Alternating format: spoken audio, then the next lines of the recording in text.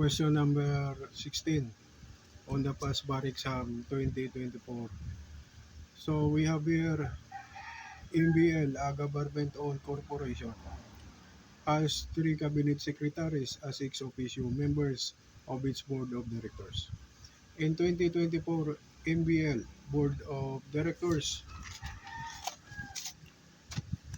resolved to grant additional benefits to qualified corporate officers and employees. The Commission on Audit (COA) disallowed the grant of benefits because there was no prior approval of the President. However, the MBL Board of Directors invoked the alter ego principle and argued that the President deemed approve the benefits when the 3 cabinet secretaries as ex officio board members voted in favor of resolution. Is the COA correct in disallowing the grant of benefits? Explain. So that's it. That's the question. So, and my answer for this past bar exam 2024 is this one. So yes, the COA is correct in disallowing the grant of benefits. The doctrine of qualified political agency or alter ego principle declares that that save in matters on which the Constitution on the or the circumstances require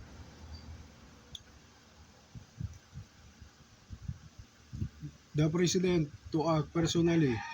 Executive and administrative functions are exercised through executive departments headed by cabinet secretaries whose acts are presumptively the acts of the President unless disapproved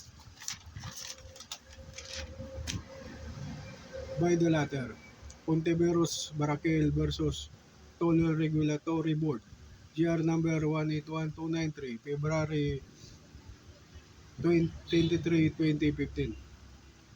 As a rule, an aggrieved party need not appeal to the office of the President the decision of the Cabinet Secretary and may file a petition for certiorari directly with the court assailing the act of the said Secretary, as acts are presumed to be of the President's unless disapproved by the disapproved by or reprobated by him.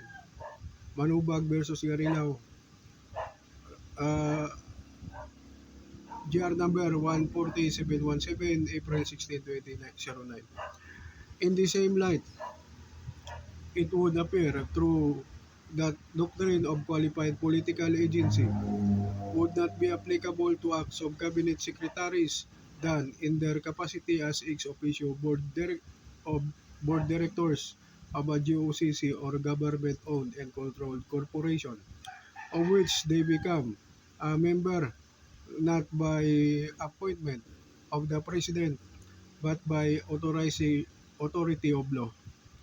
See Trade of Investment Development Corporation of the Philippines versus Manalay.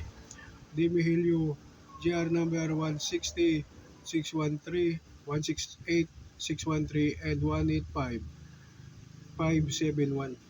Source, UST Golden Notes 2021, Manila. Political Law by Attorney Al Conrad B. Espaldon. So that's the question number 16 and that's the answer. So thank you for watching and listening. I hope that you get the point of the answer. So thank you, good day, and God bless.